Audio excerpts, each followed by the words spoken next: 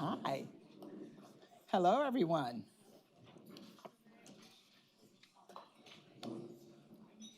You are in for a treat. And if you have not already read this book, you certainly will enjoy this discussion. And I know that you all will go out and purchase it immediately after the discussion because it really is a great read. So let me start by welcoming all of you today to the Council on Foreign Relations meeting. My name is Linda Thomas Greenfield, former U.S. Ambassador to the United Nations and a member of the Board of Directors here at the Council, and I will be presiding over today's discussion. I'm joined today by Linda Robinson, who is CFR's Senior Fellow for Women in Foreign Policy and the author of Women in Power, Fighting for Democracy in an Age of Authoritarianism. You all have her bio in front of you, so I won't take the time to share that with you. So Linda, and I told Linda to call me Linda. Linda, I'd like to start by asking what motivated you to write this book, uniting the themes of democracy, authoritarianism, and women's leadership? Thank you. And I do have to say, Madam Ambassador, it is such an honor to have you here with us this evening. I could not have dreamed to have a better moderator, so thank you. So I was really motivated because, as you noted, we are in a time of historic decline for democracy globally. And the consequences for women, the situation of women and women in politics is integrally related to what's happening to democracy writ large. They are not only affected by the forces that are causing democratic decline, but they are also a critical part of the antidote. Many of the women in power are contributing substantially and in novel ways with what I call fungible formulas to shore up democracy and pursue systemic reform. So it was really the crisis of democracy that motivated me, but I identified what I call three headwinds that are particularly affecting women's ability to achieve positions. We're in fact at a plateauing now after decades of incremental gains for women. We are facing a plateauing of women's participation. And I like to just throw out a few data points, but women are 27% of the world's parliamentarians, 22% of the world's cabinet members, and only 7.5% of the world's heads of state and government. And that is after years of gains, we are now stalled. In the last cycle, 2024 election, US Congress, fewer women were elected than any time since 2010. That's just one data point that shows we've really leveled off. I read something in the book that I mentioned to you when we were in the green room that really shook me. And that is that 70% of people live under some form of dictatorship or authoritarianism. Tell us a bit about how you came up with that number and what that means for all of us. Yes, thank you. And I think this is so important since my goal was to center what's happening to women within this larger context of democracy. And as half of the population, it should be kind of intuitive to many of us that what happens to women is really going to affect the course of democracy. But what I drew on were the three major democracy trackers or indices. There's Freedom House, very well-known one that says we're in the 20th year of democratic decline. There's the Varieties of Democracy, a Sweden-based, very thick measure of democracy, and The Economist Intelligent Units Democracy Index. And they may differ in the margins, but they all agree with the big picture. And it was Variety of Democracies that said 74% actually of the world's population now live in autocratic regimes that can be of an open or closed type. So that is really a shocking statistic. And it also is important to note the trend. 41% of countries are in the process of autocratizing. So it's not just already widespread, it's a continuing trend.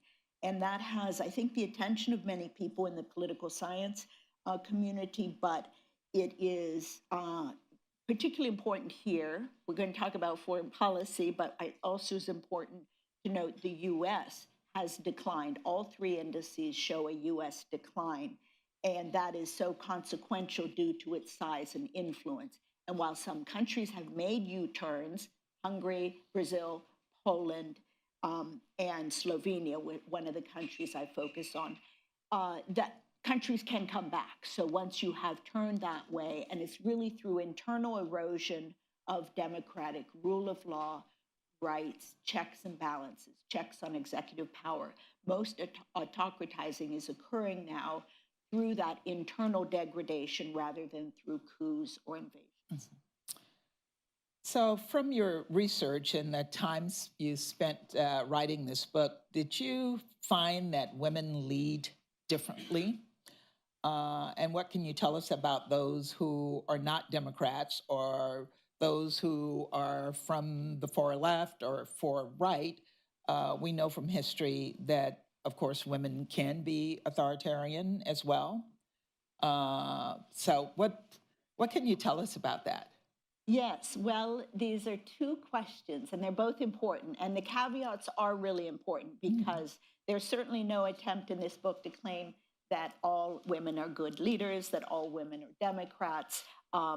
Those generalizations just don't hold water. And I mentioned the longest serving authoritarian leader until recently was Sheikh Hasina of Bangladesh. And she actually jailed her female opponent for many years and was ousted by a youthful popular uprising that has given Bangladesh a new lease on life. But certainly not the only authoritarian leader, and many of the right-wing leaders of Europe include among them women, France and Germany's parties as examples. So women come in all types, and they do, in the book's examples draw across the political spectrum. So we look at women as just as men. They're socialized by the forces that are around them, by the cultures. And what I do think, though, is many women are socialized to be more attuned to health, education, welfare.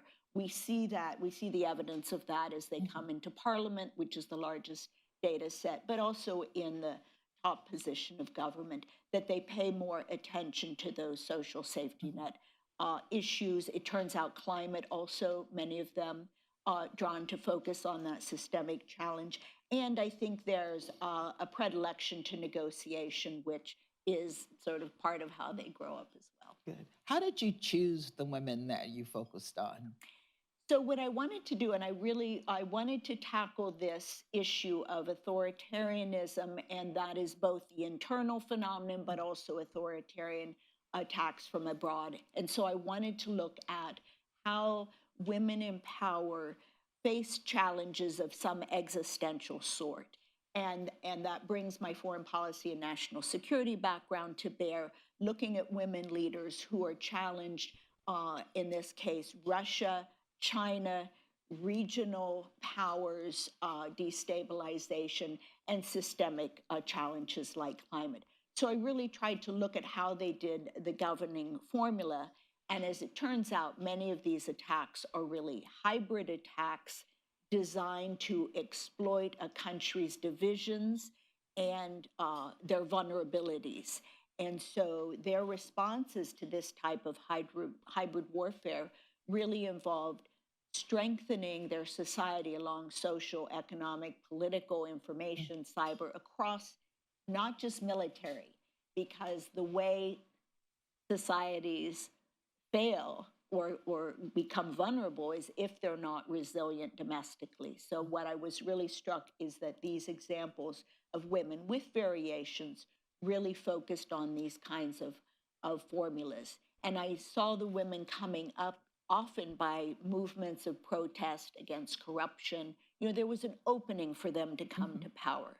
Not that women don't still come through family ties or political dynasties, but when there was a crisis of party or country, that often provided an opportunity. Yeah, and that's leads me to the next question, and that it relates to the fact that many women do come to power when their countries are in crisis. And we had an opportunity to talk about President Johnson Sirleaf of Liberia, where I served as ambassador, and I watched her take this war-torn country during my tenure there, and really bring the country from the ashes of war. But are there other instances that you detail in the book of women who've actually taken those kinds of situations and really brought their countries back into normalcy? Yes, well, thank you. And I really appreciate your direct experience with the iconic leader of Africa. I think she was certainly the first freely elected leader who was a woman, and definitely coming at a time where dictatorship, she was confronting that. She was powered by a women's movement very critically. She was a recipient of a Nobel Peace Laureate. But she also did incredible transformations at home, dealing with debt, with the media. Free media was a very big part of what she was doing, and Truth and Reconciliation. And I looked for other examples in Africa, and she was elected just as I was finishing the research. But Namibia, I wanted to call out, has its first woman president, and we welcomed her here to the Council on Foreign Relations for a very inspiring talk, Netumbo Nando Ndaitwah. And I think she is also really focused on youth education, employment, critical minerals being processed in a way that benefit the country. I see her really having an ambitious program of government that will transform Namibia and deal with some of the root causes of its poverty and struggles. So I'm excited for that. My case studies, and I guess I'll just maybe do a quick summary, and we could go into one or two of those. And it's no accident that many are from Europe, because half of the world's heads of state and women right now are from Europe.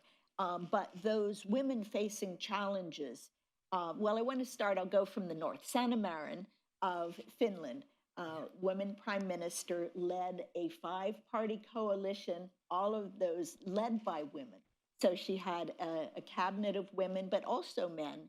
And she faced some, even though that's a pretty gender equal country, she faced really a surprising amount of varied gendered attacks, often online. And there are a lot of studies now being done that really measure this. And they found that she and her women cabinet members received 10 times more of that type of abuse than the men in her government. And that, of course, the famous video of her dancing, which in her own memoir, she has the chapter called Scandals. And I told her she should put it in quotation marks, because if someone dancing at a private party with a leaked video constitutes a scandal of state, I don't know. We saw the Polish minister Right. dancing in public. But this eclipsed her achievement, and it really was hers that brought a country with a historic policy of neutrality into NATO. And she was very strong right away about the need, because it has the longest land border, Finland does, with Russia. And she saw right away that coming to NATO would provide the country's security. And the president actually left it entirely to her to sell it to the parliament. So this is one case where I think she really stood out in a foreign policy realm, strong on defense, although she's a progressive climate change champion. And she's continued to very strongly support not only Ukraine, but European defense. And the same can be said for Estonia's first prime minister, Kaja Kallas, who's now the European Union's chief of foreign policy and security policy. And she's really been relentless in terms of support for Ukraine, building not only European defense, but also energy independence. She's very has been a longtime champion of that, and also accountability for Russia's crime of aggression.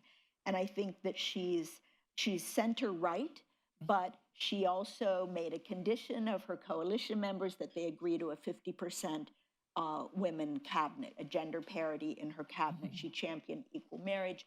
She's been very strong in calling out the kinds of abuse and belittlement that she and others have received. I can't stop without Maya Sandu in Moldova. I was about to ask you about Maya. I got to know her quite well when I was ambassador here, and she is extraordinarily impressive. So, love to hear what your thoughts are on her. So Maya is such an interesting, and as a number of these women, she said, you know, I'm an introvert. I really don't like being out there on stage. And I could quite appreciate that. But she is an extraordinary example of resilience in one of the most sustained hybrid warfare attacks that I know of, with years of Russian probing. There are still Russian troops. It's a former Soviet republic. They have a little breakaway sliver called Transnistria, but it's really not the military piece of it so much as energy blackmail, trade cutoffs, because the country was very dependent on Russia in many ways, but overwhelmingly cyber disinformation, vote fraud, vote buying schemes, using the Russian-backed oligarchy in the country, just this panoply, the Russian Orthodox Church, just this full onslaught of relentless attacks. And she's now she's first prime minister, 2 times president, and she won a parliamentary majority last year, which also enshrined the bid for EU membership in the Constitution. And that was her fail-safe, because that is how she sees the country gaining its security. And it's already reoriented trade and energy and so forth. And she, too, has pursued reforms to strengthen the social safety net, the rule of law, while also advancing women's equality. She has huge coattails. 40% of the parliament is now women.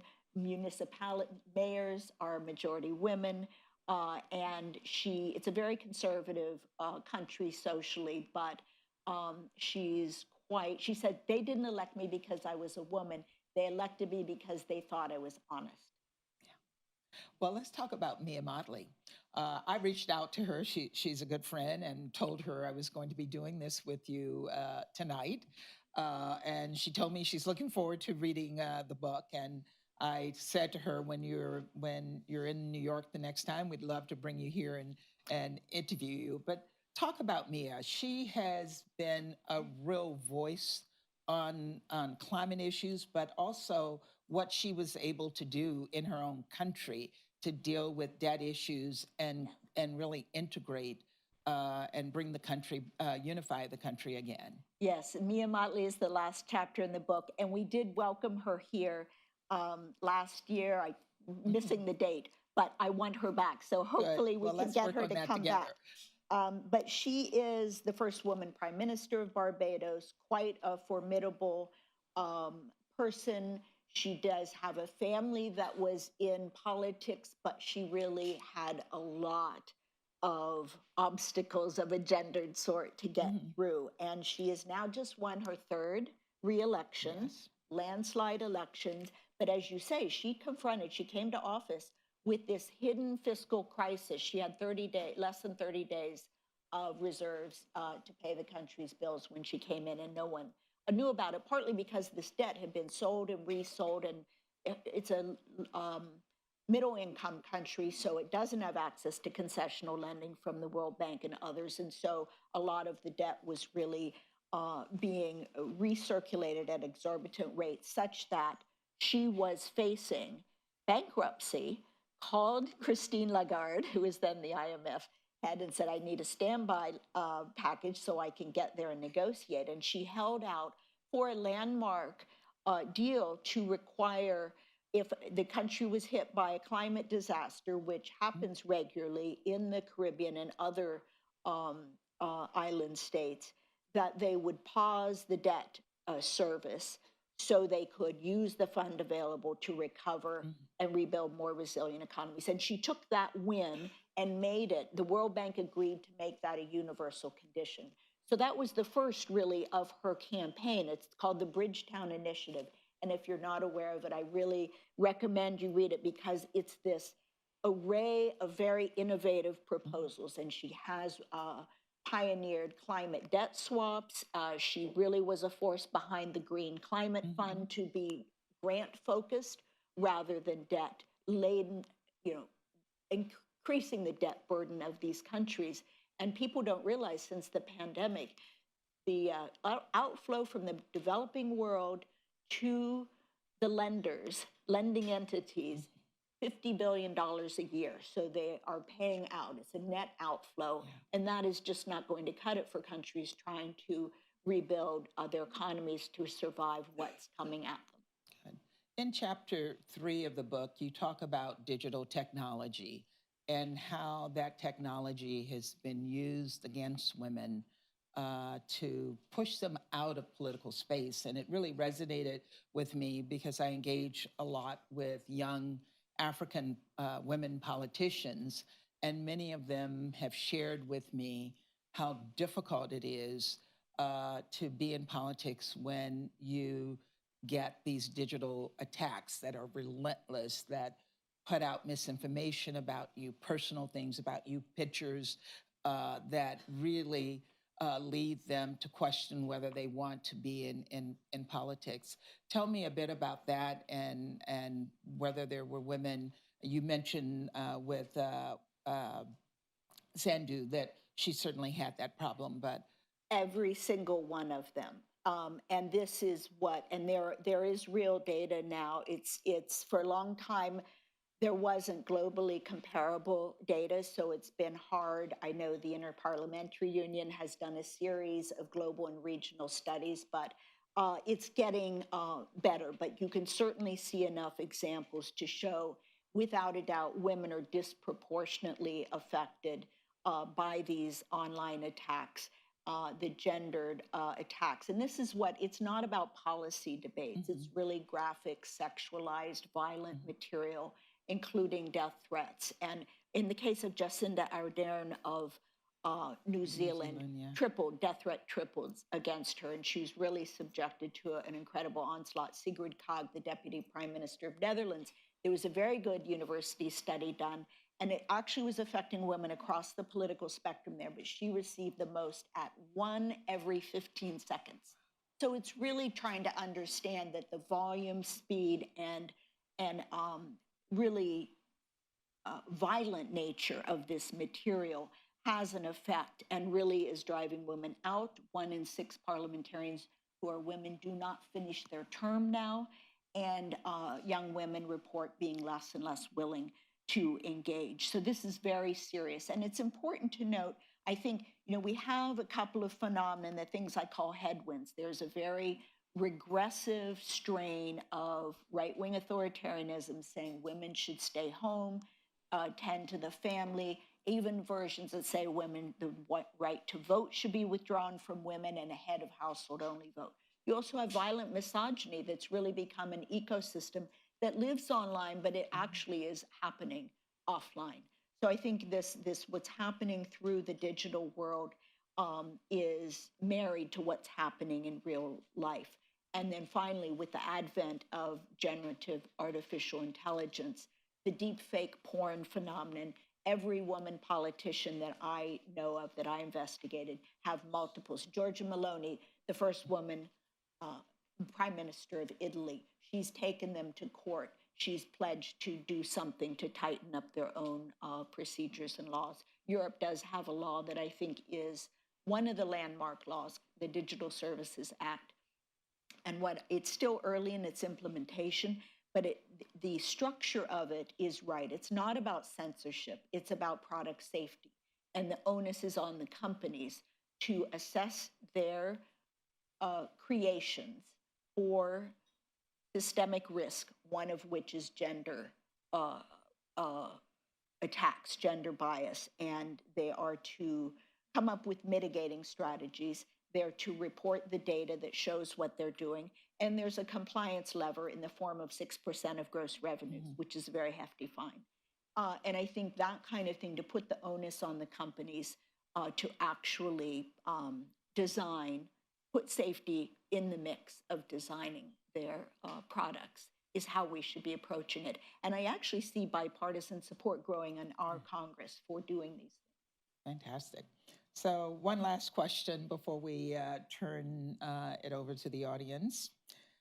You know that the race is on for the next Secretary General. The general sense and expectation is that this time around, it's going to be a woman. So based on your research and your discussions with women leaders, what advice and recommendations would you make to the next female Secretary General? Well, you would be much better having been there in the halls than I to answer this, but I do want to note there are 4 women candidates at this point. More may come forward. There's been a campaign, one of the leaders of which was here speaking to us last year about it, that after 80 years is time for a woman Secretary General. We'll have to see if that works, but I think and you have worked for this as well. What it seems to me, and Mia Motley, very strong in this regard, that a lot of people feel the UN has been less than promised, and some reform in the governance is imperative, to include a more representative UN Security Council. And I write a little bit about that in the book and note some of the candidates that were there as of that time. But I think it's very important to push that reform agenda in the UN Security Council. And there have been some attempts to use the charter as it is to boost the General Assembly powers as maybe a bridge and a halfway house. But I think it's imperative not only that the council become more representative, but there are real constraints on the overuse of the veto so that more representative body can speak as such. Well, as you know, we did take on the issue of UN reform when I was at the UN. We didn't get very far with it, but it wasn't for lack of trying. And I think the new Secretary General, whomever she is, will have to engage on that issue. The current Secretary General didn't engage on the issue. He saw it as an issue for the members. But I think if we are to make any changes, if we are to have some success, the new Secretary General will have to be part of that. And may I also add, I think the menu has to be defending the Sustainable Development Goals and the targets for 2030. Yeah. That is something that Gro Harlem Brundtland, yes, the Prime Minister of Norway, multiple time helped formulate in its first iteration. And I think that's really one of the things the UN, it's an underpinning of its essential mission of peace and security. If you're not trying to address those drivers, I don't think you move ahead. And I think the UN also has to keep this idea of women as central to good governance. And I think they are in a bit of a quandary now about pressures to tighten their budget. But if it's already an underfunded mission and women as part of the equality equation needs to be front and center. Well, thank you very much. At this time, I'd like to invite members who are here in New York and online to join our conversation with their questions. A reminder that, again, this meeting is on the record, and I'll start with taking the first couple of questions from here in the room, and then we'll see where what we have online. I saw a hand right there, second person, and then I'll come on this side. I'll alternate. Hi, my name is Elizabeth. Please introduce yourself. Hello, my name is Elizabeth Blasey. I'm a trader at Bank of America. Thank you both for your discussion here. You've spoken a lot about the challenges each of these very impressive women face. I'm curious, what are some of the personality qualities or tactics, commonalities that you've seen have enabled them to be successful and overcome a lot of these challenges? Thank you. I didn't get to mention Tsai Ing-wen of Taiwan, who is the two-time president there, and she is a case that I think is representative of many of these women. Women in general have closed the education gap, as people who follow these things know. The World Economic Forum's annual gender gap report says it's entirely closed. So by and large, you see women coming to power with very good education and technocratic backgrounds many times. And Tsai Ing-wen was one of those. She was a trade expert. She helped Taiwan navigate entry to GATT and then the WTO. She then became the Mainland Affairs Council chair for cross-strait relations. And the party turned to her when it was amid a corruption crisis and said, why don't you run? She didn't make it the first time, but then she had 2 landslide elections. So I think really coming to power with the knowledge base and the technocratic skills. She was also a very good negotiator. She's also a very good tactician politically, because it is, as Nancy Pelosi said, it's about power, not influence. You have to, realize you're in a power game. It's a question of whether you're going to use it for the benefit of your population or not. And I think it is that sensibility of the country's stronger. The game is domestic resilience. And a country is only strong if it has social cohesion. And that's why I think there's a general approach toward, and she conducted labor reform, education reform, pension reform, but she would not let go of the gender equality portfolio. And she was the first country in Asia to pass a marriage equality law. And she too had coattails bringing women in. So I think it's that commitment to govern for all, but also be inclusive about who's been left out. And in her case, not just women, and not just, she really went after the indigenous population that was marginalized. And in fact, most people in Taiwan now see themselves as Taiwanese. So it's that new national identity that's really formed. And I guess it's that inclusiveness that I see as a hallmark. Yes. Thank you. This is a fantastic conversation. Congratulations on the book. I'm Lauren Leader, the founder of All In Together. It's wonderful to see the Lindas. I was so glad that you brought up the discussion about online deepfake, just the relentlessness of the attacks, the brutal nature by which women in public positions all over the world are being really assaulted by I think the world is really just beginning to understand how vast and how significant an issue this is. We are seeing women getting pushed out of the public sphere. But given that this book is about authoritarianism, and that we know that women's voices are the primary enemy of authoritarianism, the most powerful tool to undermine authoritarianism, are we seeing signs that maybe some of that violence and online hate may be coordinated and actually organized by pro-authoritarian regimes? It's very hard to get a sense of if it's, like in 2016, the way the Russians interfered with elections. Do we think that there are larger, potentially even state actors that may be animating just some of the volume of hate against these women leaders? Yes, thank you. I want to call out 2 things as examples, but that's very important because it is being weaponized by other countries. And really, I look at this authoritarianism wave as really a transnational phenomenon. There are both movements within countries, but they're also oftentimes linked.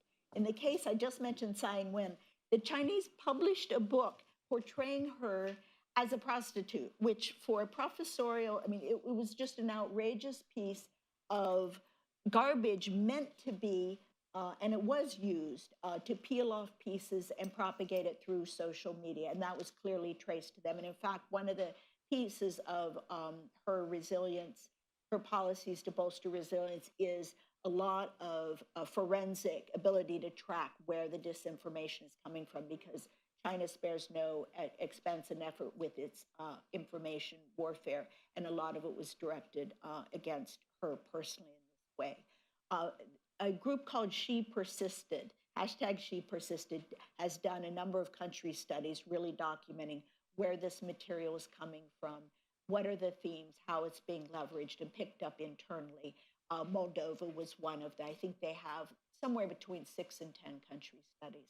So that's another really good, they've really used the technical skills in their group to ferret out the provenance. And as Jacinda Ardern commented when she was looking outside her window in the government building and saw a noose hanging there and the flags waving from different countries, she said, something about this protest feels important to me. So I think it's important to look at what's happening that's being targeted from abroad. Thank you. We have a question from our online audience.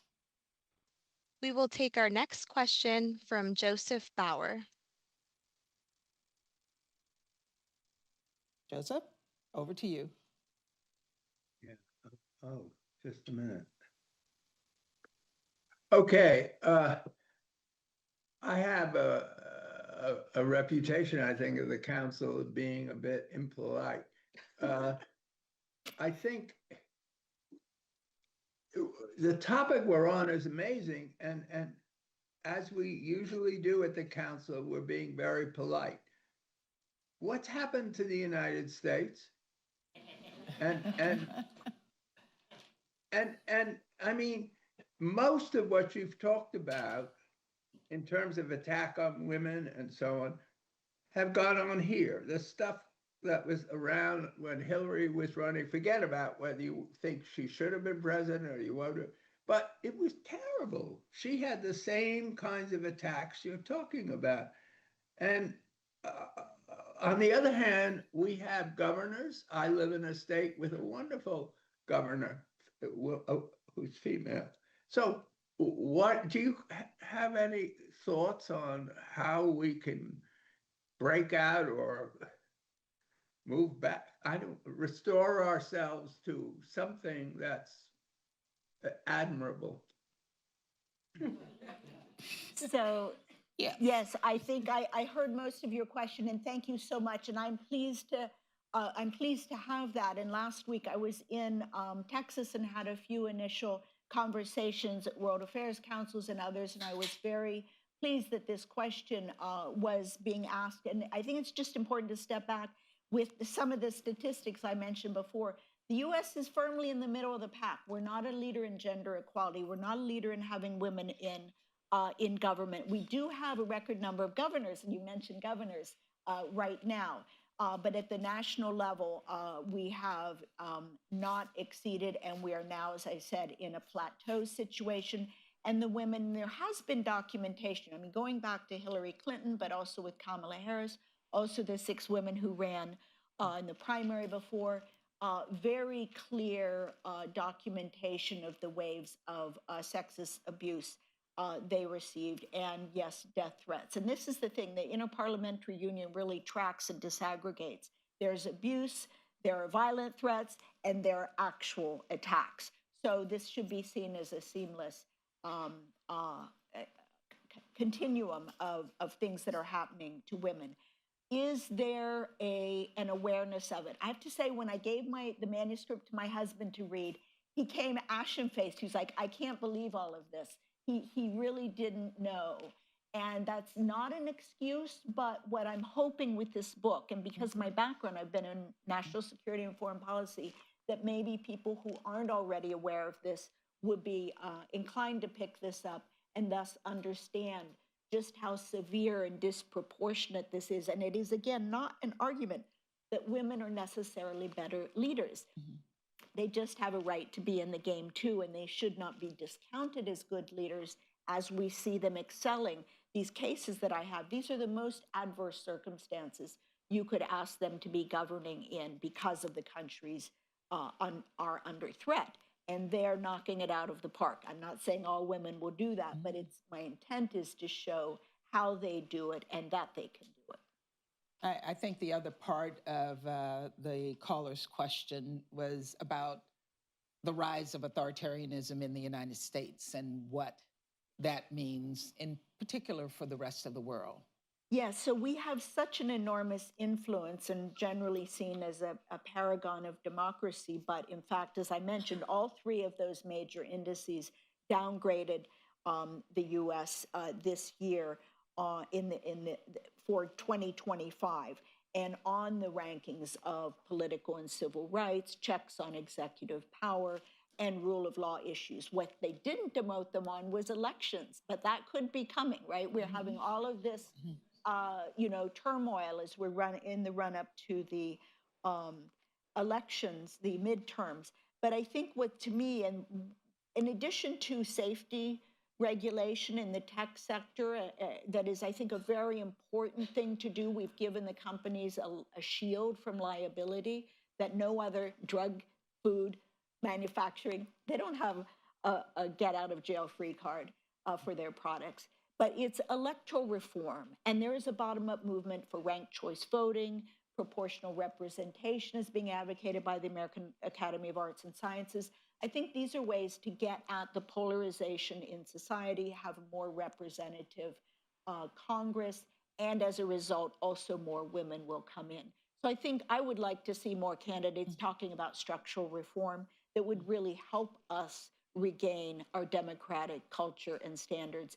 And it is quite frightening to see how far varieties of democracy actually demoted the US from the top category of liberal democracy to electoral democracy this year. So we're already halfway through 2026. So we have to, I think, as citizens, be aware and do our bit. Good, thank you. On this side, the lady in red. Thank you so much. I'm Leslie Rosenthal. I'm the COO of the Juilliard School and president of the Friends of the Afghanistan National Institute of Music.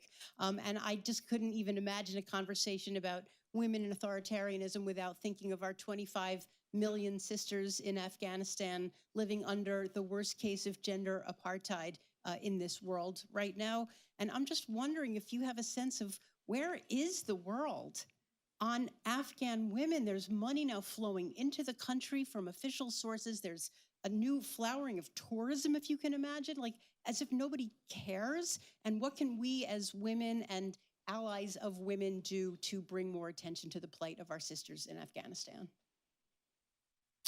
Thank you for bringing up one of the great tragic cases of this time. And I appreciate that because it's important to know, while I've been talking kind of global trends, there are really acute situations. And I believe that while the aid has dramatically diminished, and many women have found a way to get out, there are still some underground schools, which, if you look to the future, women being able to continue to get an education, but when they're bringing back the harsh penalties against women, you have to fear just right now for people's lives. And I think that's been kind of a dilemma for countries, how to exert their leverage when they do supply aid. How can they attach the conditionality that improves the conditions right now for women? But unfortunately, and I did spend a lot of time in Afghanistan, I'm very familiar with the countryside where the Taliban was always the latent and dominant force. So to see it come back, the cities, of course, had advanced much during those times. But I am deeply concerned that it's going to be a generational loss of life, loss of education, and loss of progress. If I can comment on that as well, I think part of what we're seeing is we have very short memories. And if the press is not putting this in front of us every single day, people tend to forget. And I think it's really important, if there are press people in the room, that you start doing more to make sure that we don't forget. Because you don't hear about Afghan women, and I spent a lot of time in Afghanistan as well. You don't hear very much about Ukraine anymore. Our memories are very, very short. Gaza is barely in the news now. South Sudan, not at all. Sudan, not at all. So again, I think it's really important that we ask for more information, we demand more information, and we ourselves try to put out more information on what is happening, because I do think the world has forgotten about Afghan women. All the way in the back of the room, the young gentleman who's standing up. So I'm not exactly young, I'm 70 years old. And as a sidebar, I would say that Joe Barr, who asked an earlier question, was my professor 50 years ago. We should all be so lucky. But more seriously, two serious questions. One is, if you had to trade off between democracy and gender parity, where would you fall out? And I ask this as a native of India, that the independence movement, which led to more democracy, was clearly largely male-dominated. There were not, women were not absent. And would you have held back that independence movement in favor of gender equality? The second question is, there's a certain pathological aspect to people running for high office, regardless of whether they're from the left or the right. Would you exempt women from this, or would you give women a pass from being pathological in running for office? By pathological, I assume you mean power seeking, and I think that is kind of a tautology. You have to be willing to get in the ring and realize what you're bidding for is power. The question I have is, are you using the power for good and betterment of your country and hopefully the society at large? I do have to say, you pose a tough question on the first one, because what we saw in the third wave of democratization was really many of those. And I spent a decade as a Latin America correspondent, and a lot of that was powered by women's movements. And I think that in that third wave, really gender equality became part of democracy. And as I mentioned at the beginning, to me, that's just always seemed quite obvious, because women are half of the population. And the principles, while we've had democracies for centuries that didn't include all people, we now, I think of democracy as entailing full representation. And you can't just leave half of the population out of the equation. Independence movements the world over have been populated by different cohorts. I am so struck right now that we've had a wave with Nepal, Bangladesh, Madagascar. You know, youth are, and these are youth movements, some have more and less women, but I'm very heartened by that, because my big concern, and it's partly because of where we are in this country, there's a great apathy, and I think there's disaffection or disillusionment with how politics are being practiced now. So a lot of our young people are shying away from engaging in the political system, and that is absolutely going to prevent the kind of democratic recovery and expansion of our democratic society that we need. So that's really, frankly, my big concern, is how to bring young people in.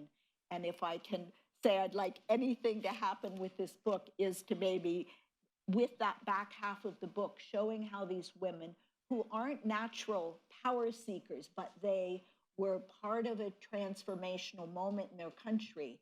Kosovo, I haven't mentioned Vidjosa Osmani. And Sudan. Who helped write, yes, women in Sudan brought about that change. So I just hope that change making can be something appealing and inspiring. Are there any other questions from online? Yes, I see a young lady in the back, and I'll come back to you. I looked over your head. Yes. Yeah. Sorry for my Everybody's young voice. in this room when I look out. I'm Marta Shah from Amnesty International, and you mentioned a few different ways that gender is linked to authoritarianism, and you also noted that, you know, on the margins, that women leaders may be more interested in environmental protection or in health, housing, et cetera. I'm wondering if you found any examples in your work of women leaders who lean into gender in the face of these gender threats as a way to fight authoritarianism. So to what extent they're taking they're sort of coming face to face and exposing and denouncing and narrating what's happening with regard to gender, or they're sort of pulling back because then they're just playing into someone else's game. Yes, thank you so much for that, because I did mention a few things anecdotally, but what I found was so interesting was these women across the political spectrum were including that in their governing platform. And again, the argument here isn't that all women leaders do that. I think that we have a case in point with Georgia Maloney, although I see her as kind of a work in progress in some respects.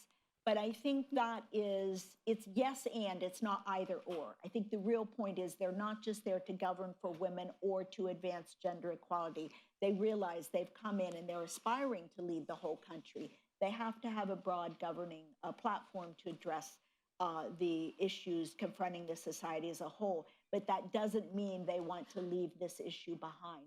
And Kaya Kallas is one who is so outspoken about this. And again, she's a center-right politician, and there's a fair bit about her in the book. She was very frank in our conversations about how this irked her, how she was intent upon remedying it, and she devotes a lot of time and also has thoughts about leadership, women in leadership, and how they can bring that to people's attentions. And she was really quite, I think she's still ticked off about it. She finds Estonia to be a very macho society, and she's always been happier in Brussels.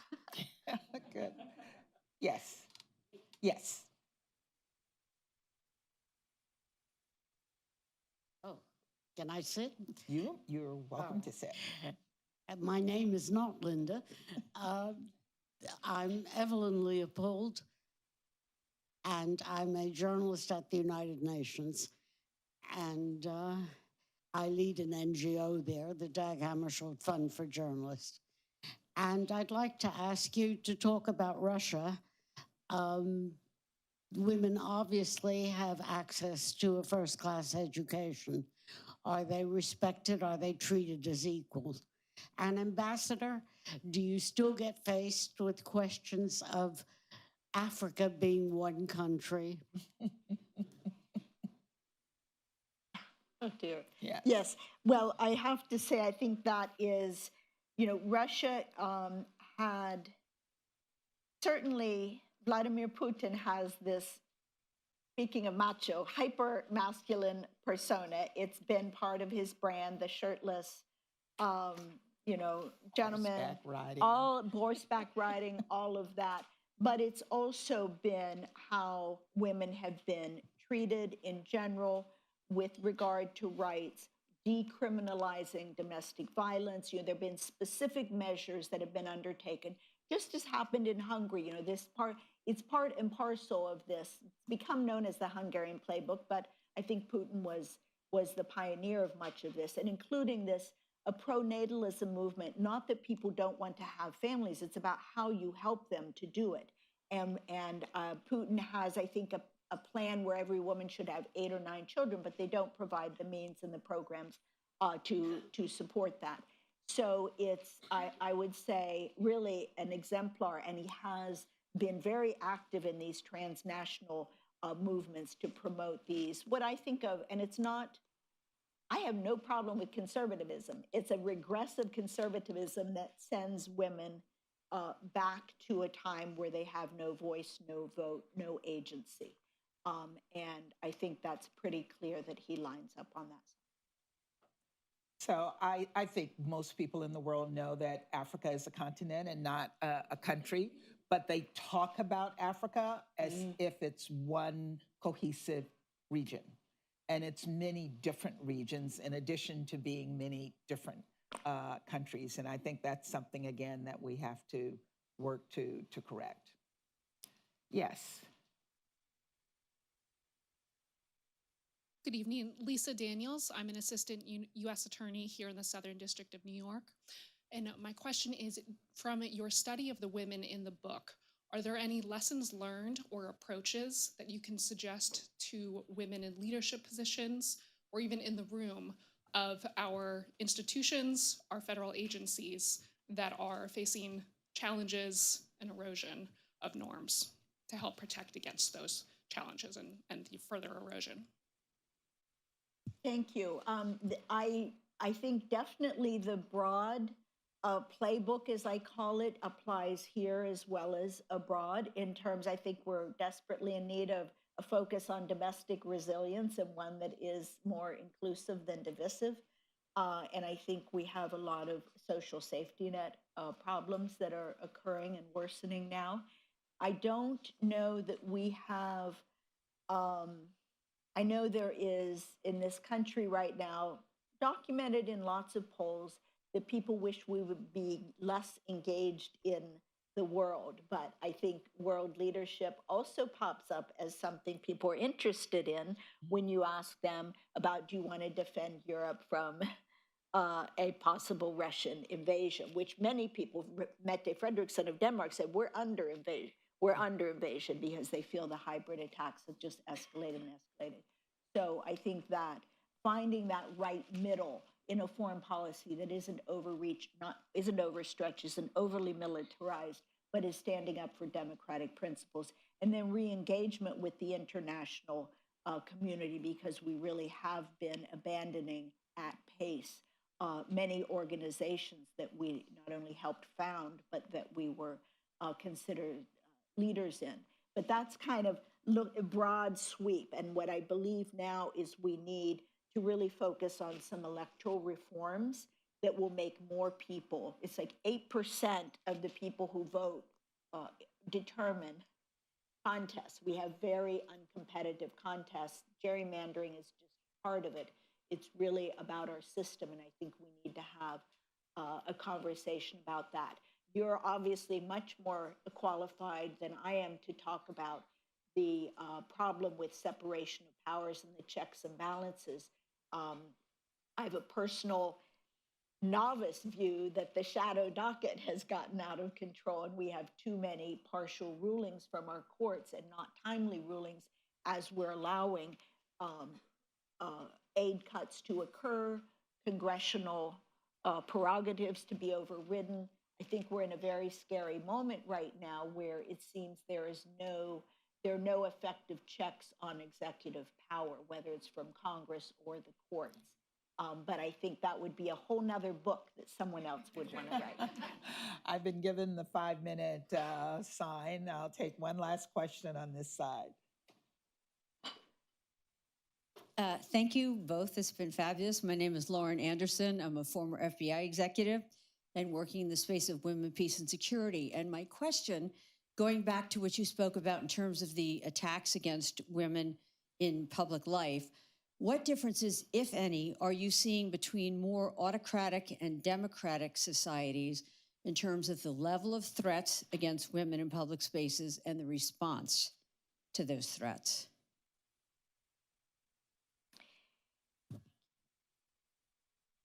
Taking the broad measure of autocratizing countries, which now outnumber those that are not, I think there's a clear correlation with attacks on women and lack of protections under the law. So I think women tend to be safer in democratic countries. But as we have that shrinking pool, and in this country we have violence against women is very much a problem. Our next door neighbor, Mexico, femicide has been a huge problem. They have a woman president, they have gender equality in their constitution.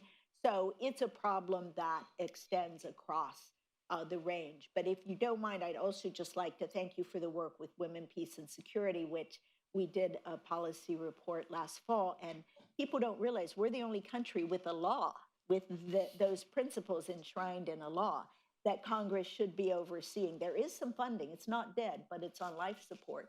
And it's really about women's roles in decision-making, not just some of the narrower things like peacekeepers and training police officers and training people to be able to deal with women in conflict zones so they're able to minister to their specific needs. And I find it's a very important law to have on the books, and hope we will return to more aggressively implementing it rather than, as the current Secretary of Defense wishes, to not implement it even though he's bound by law.